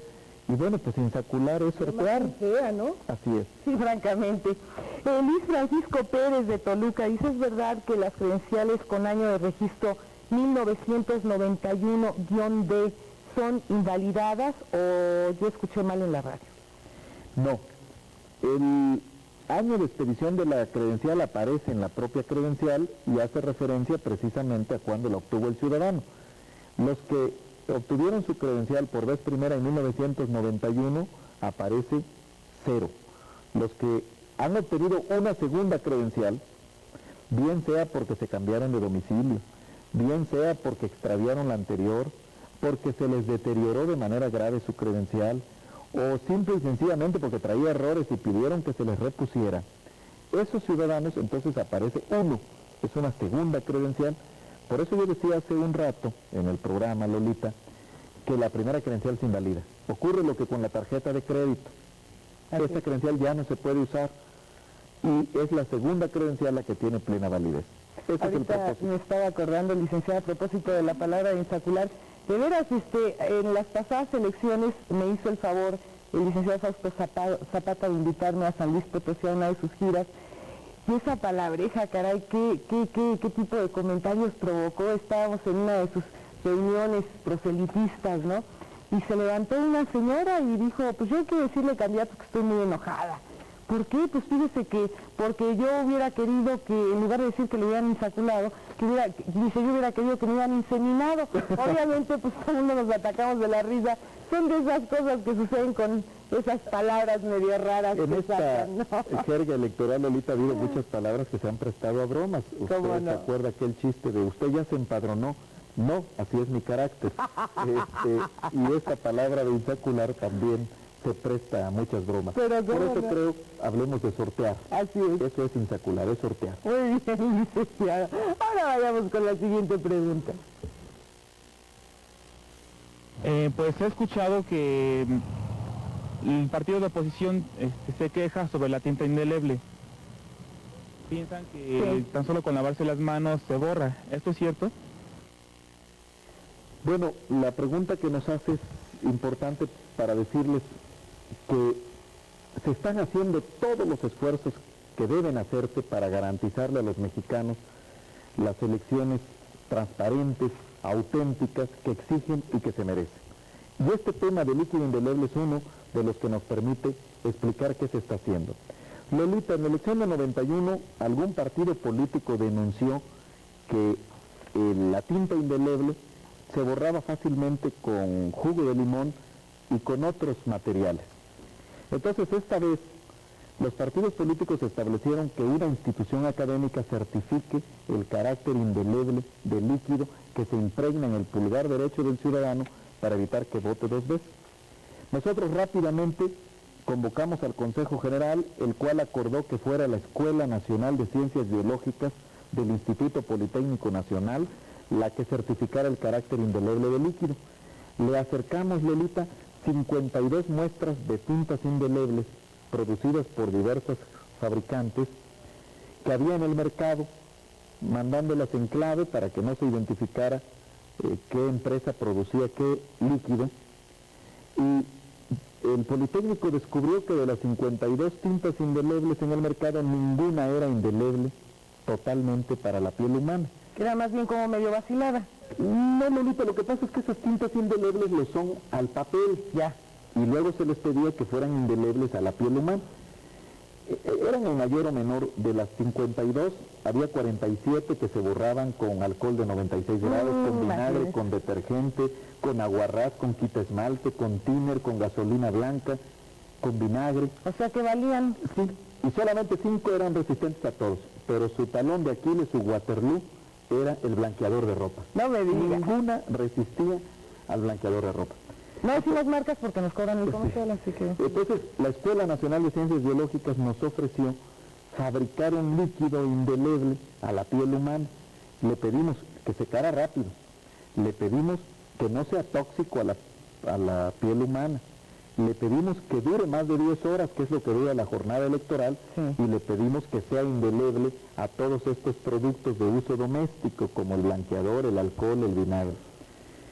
Después de muchas experiencias, Ciencias Biológicas fabricó un producto que le ha puesto ENCB, Escuela Nacional de Ciencias Biológicas 5, que por cierto el jefe de la Oficina de Asistencia Técnica de la ONU ya considera que es una aportación tecnológica mexicana al desarrollo de los sistemas electorales.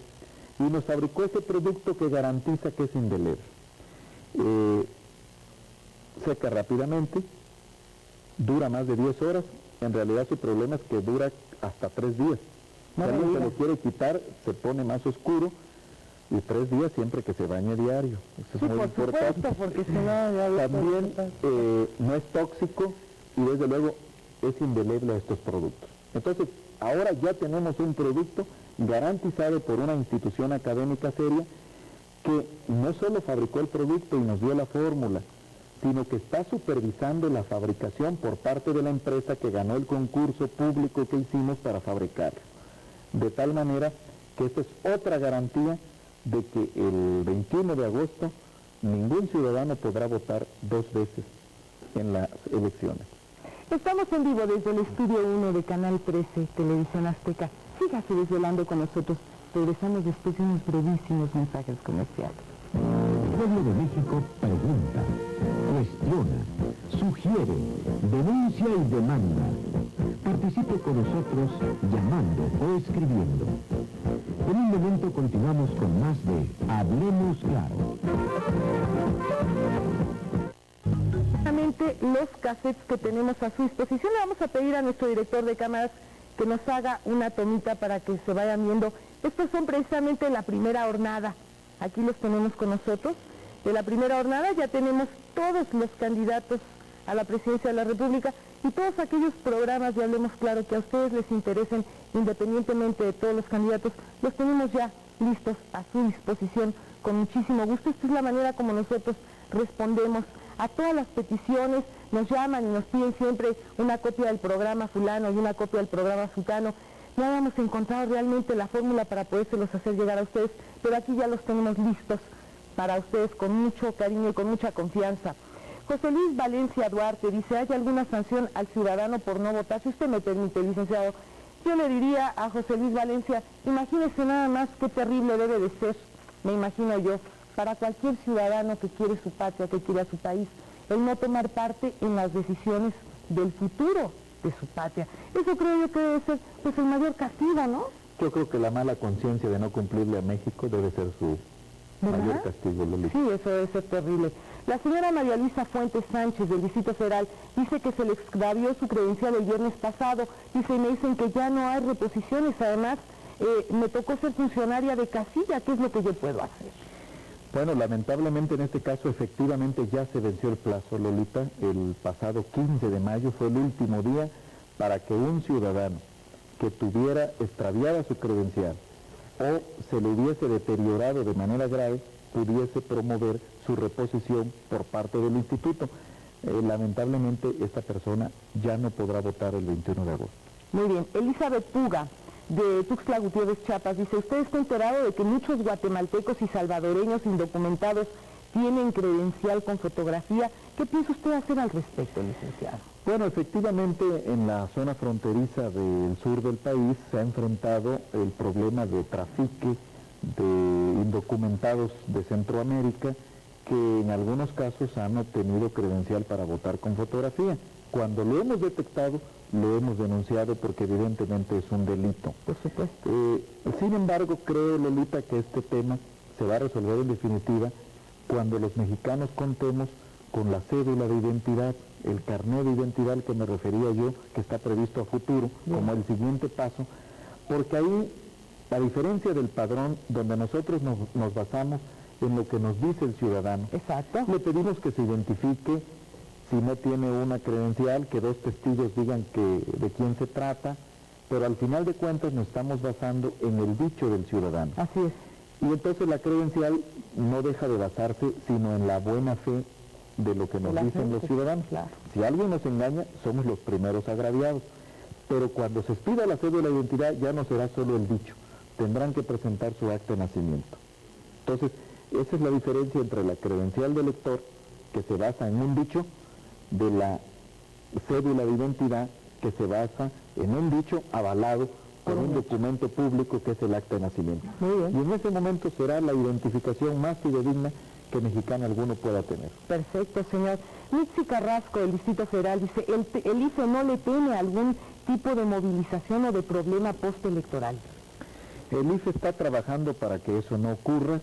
Estamos además convencidos de que los partidos políticos están haciendo un gran esfuerzo por garantizar de toda forma la confiabilidad de la elección, y los partidos políticos saben que cualquier inconformidad de actos o resoluciones del Instituto Federal Electoral que sientan que los vulneren sus derechos a los partidos y a sus candidatos, tienen la instancia del Tribunal Federal Electoral a la cual acudir precisamente para plantear sus quejas, sus inconformidades, y el tribunal imparta justicia.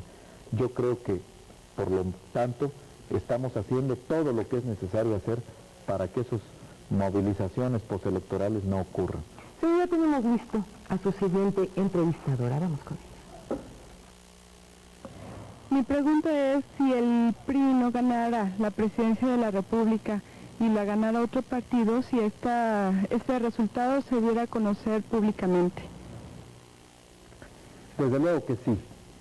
El Instituto Federal Electoral tiene que desempeñarse en todos y cada uno de sus actos conforme a los principios rectores, así los denomina la Constitución General de la República. Tiene que desempeñarse de acuerdo con la legalidad, la certeza, la independencia, la objetividad y la imparcialidad. El instituto le informará a los mexicanos al término de la jornada electoral cómo van las tendencias, gane quien gane. Esa es nuestra obligación, ese es nuestro compromiso. Jesús Velázquez Gutiérrez del Distrito Federal, felicitaciones al programa y al equipo de producción, muchísimas gracias. Dice, me consta que entró mi llamada. Dice, si usted dice no repetir los programas, ¿por qué repitió el del doctor Cedillo? En primer lugar, don Jesús Velázquez, debo de comentarle que yo no repito los programas, que esto, quien toma la decisión, pues son los altos ejecutivos de esta empresa, por un lado. Por otro lado, se repitió, no la repetí yo, se repitió la entrevista del doctor Cedillo por todo lo que comentamos nosotros al inicio de este programa, porque precisamente durante la transmisión de esta misma cayó un rayo en la torre de Canal 13 que está en el Cerro de Chiquihuite y quemó totalmente los cables. Por lo tanto, muchísimas personas no pudieron ver esta entrevista porque salió nuestra imagen del aire. Esa es la razón por la cual, y de alguna manera correspondiendo nosotros, aquí tenemos en estos momentos las imágenes, ahí está el stock en donde se puede ver claramente que tuvimos nosotros problemas con nuestra torre de transmisiones durante el programa de Hablemos Claro. Entonces, por eso se tuvo que repetir este programa el domingo a las 8 de la noche. No hay ningún afán de favoritismo hacia ningún partido, como en algún momento se puede haber pensado, ni mucho menos, simple y sencillamente, como no pasó al aire y era una entrevista que realmente tenían muchos deseos de verlos, muchas personas, pues por eso es que se repitió, para que tuvieran la oportunidad de verla. Si el mismo problema hubiéramos tenido nosotros durante la entrevista del ingeniero Cuauhtémoc Cárdenas o de Diego Fernández de Ceballos o de cualquier otro candidato, el que hubiera sido, se hubiera hecho exactamente lo mismo. Y señor, todo organismo cuenta con reglas o con leyes que se deben de cumplir a como dé lugar. Corre idea. Bueno, yo creo que una de las preocupaciones más pues cuestionadas por la propia ciudadanía, los votantes, es lo que se refiere a la capitulación de los derechos electorales. Mi pregunta sería, señor licenciado, ¿cuál es la tipificación y cuál es el rango de esos derechos electorales y cuál va a ser su canalización hacia la instancia correspondiente? Sí, correcto. Justamente uno de los temas que han abordado los partidos políticos en cumplimiento del llamado Acuerdo para la Paz, la Justicia y la Democracia del 27 de enero tiene que ver con los delitos electorales. Se reformó el Código Penal Federal para ampliar el número de figuras delictivas, como dicen los abogados, y las sanciones que se aplican a quienes los cometen. El Código contempla que puede haber delitos electorales cometidos por ciudadanos, por ejemplo, que se empadronen 2 veces de mala fe, que quieran votar 2 veces, para autoridades electorales que cometan delitos manipulando la documentación o el padrón electoral, para funcionarios partidistas que violen las disposiciones legales, por ejemplo, pretendan hacer proselitismo el mismo día de la elección cuando ya está prohibido, funcionarios públicos que puedan desviar fondos de carácter público a un partido o candidato, o bien que presionen a sus empleados para que voten por determinado partido o candidato. Es decir, hay un conjunto de sujetos que pueden incurrir en figuras delictivas. También ministros de cultos religiosos que pudieran usar el púlpito para hacer proselitismo a favor de un partido o candidato, o fomentando el abstencionismo. Entonces, en todos estos casos hay claramente determinado qué es el delito y lo que puede hacer el juez, que puede ser multa, puede ser prisión, puede ser ambas cosas, depende de la gravedad de la conducta que se esté sancionando. Licenciado, desafortunadamente estamos llegando ya al final de esta emisión, pero antes de darle a conocer la última pregunta de nuestro público, permítame agradecerle su presencia y la sinceridad de sus respuestas, lo cual nos ha permitido cumplir una vez más con el objetivo de este programa, establecer un puente de comunicación directo y sin tabúes entre usted y el pueblo de México. Muchísimas gracias. Al revés, Lolita, muchísimas gracias a usted. Realmente venimos con el espíritu de hablar claro, y es una espléndida oportunidad por el tiempo de su programa, por su manera ágil de conducirlo, por la inteligencia de sus preguntas, que nos permiten comunicarnos con el espectador de tal manera que sepa qué es lo que la autoridad electoral está haciendo para garantizar las elecciones del 21 de agosto. Al revés, muchísimas gracias por la oportunidad. Muy gentil, licenciado, y ahora sí vayamos con la última pregunta de esta noche. Por favor. Señor licenciado, ahora que están de moda los debates, ¿sería posible que hubiera uno entre usted y Samuel del Villar? Bueno, el doctor Samuel del Villar es el representante suplente del Partido de la Revolución Democrática ante el Consejo General del Instituto Federal Electoral. El doctor del Villar ha venido haciendo una serie de cuestionamientos sobre el padrón electoral en las sesiones del Consejo, y por ello el presidente de nuestro Consejo General, el señor doctor Jorge Carpizo, secretario de Gobernación, propuso que pudiese haber un debate precisamente entre el representante del Partido de la Revolución Democrática y el director ejecutivo del Registro Federal de Electores, que lo es el doctor Carlos Almada. Este debate en principio se ha acordado que sea el próximo lunes y contribuirá a dilucidar ante los mexicanos cuál es la situación real del padrón electoral. Muy bien, señor, no nos los vamos a perder. Gracias nuevamente por su presencia. Le hago entrega de todas estas llamadas telefónicas que quedaron pendientes, señor, para que sea tan gentil de darles respuesta a ellos. Gracias por haber estado con nosotros. Muchas gracias, Lolita, y vamos a darle respuesta a estas preguntas. Gracias, señor. Y gracias también a todos ustedes por su valiente y decidida participación. Recuerden que hablando se entiende la gente y hablando claro se entiende mucho mejor. La próxima semana tenemos una cita, usted y yo, con el licenciado